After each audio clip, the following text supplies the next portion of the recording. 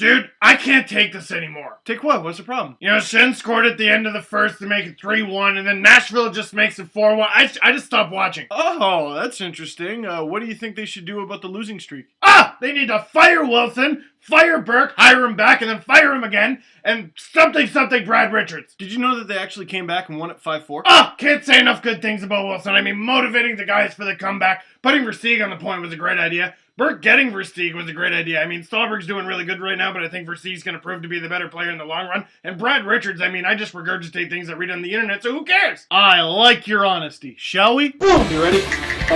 Big news. What? Whoosh. Seriously? No pigs yet. What? What was he doing? Wow. Bring him on. Beautiful. Leafs win 5-4 over the Nashville Predators, finally ending their 8-game losing streak. But they almost way didn't. Let's save a little bit of time with this one. Dumont 2-2 Erat in 3.5 minutes. The Leafs are down 3-0 in the first period. 2-2 and Erat scoring 10 seconds apart. They were doing so bad that you almost have to laugh at it. Nashville scored again. Sure they did. Let them all in. Give them another one. It's almost like you ever fail a test and laugh at how badly you failed it. Like, dude, I got 5 out of 30 on this math test. Wow, what percent is that? I don't know. I suck at math. Then with less than a minute to go in the first, very important goal. Luke Schenn, little stutter step around the defender, shoots it, scores.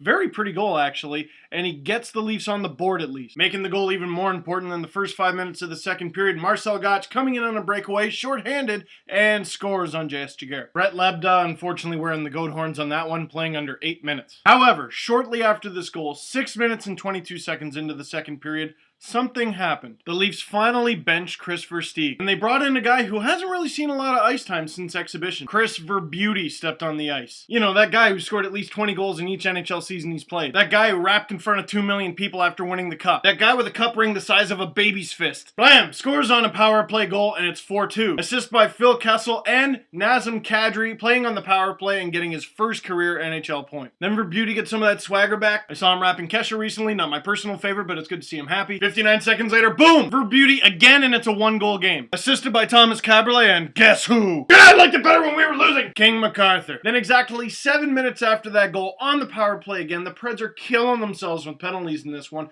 Grabowski scores his 4th of the season, the Leafs' 4th of the game, and they tie the game at 4-4. Thank goodness he did, because on one of the Preds' goals, huge goat horns on an equally huge giveaway. But he makes up for it on what might have been the prettiest goal of the game. Nice little dangle in close, and he ties it up. And this is how fast and furious the goals were coming. I'm not sure when this actually happened, but the Leafs score again, but the goal was disallowed. Keith Ollie with a nice shot from the high slot. Unfortunately, Mike Brown interferes with Pecorine, and it's called off. On the power play, once again, just digging themselves a hole, Nikolai Kulemin scores his 5th of the season, the Leafs' 5th of the game, and the Leafs somehow, by some miracle, have the lead. The Preds pick up 6 minor penalties in the second period, and it buries them. Kadri using a little bit of elbow grease behind the net, drawing one of those calls. Not saying Kadri looked like an all-star, but he was definitely doing his part. Now it's the third period, the Leafs defending a slim 1-goal lead after a huge comeback. And here's why that third period was so nerve-wracking. If the Predators somehow managed to tie it up and take the lead back, and the Leafs lost,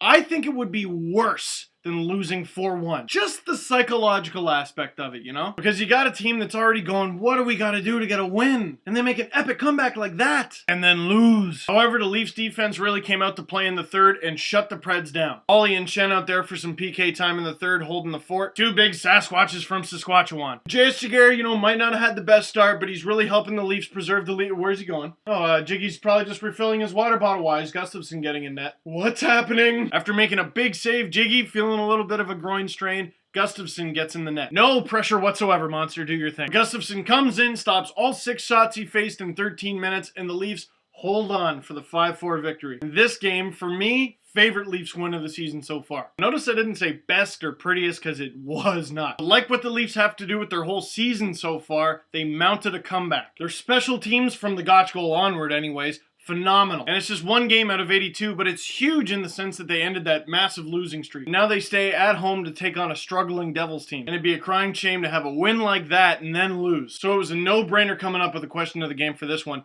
Have your opinions on this team changed after this game. Because so many of you guys in the Leaf Space live chat just 180-degree turn after the Leafs made the comeback. But a lot of you stuck to your guns and said, yeah, okay, they won, but I still want this, this, and this changed. So please, guys, let's let the discussion continue. Add me on leafspace.com, search for me on Facebook, and follow me on Twitter at Steve_Dangle. Just hit 3,000 followers, woo! And I'll see you next time. Don't forget to donate to Movember.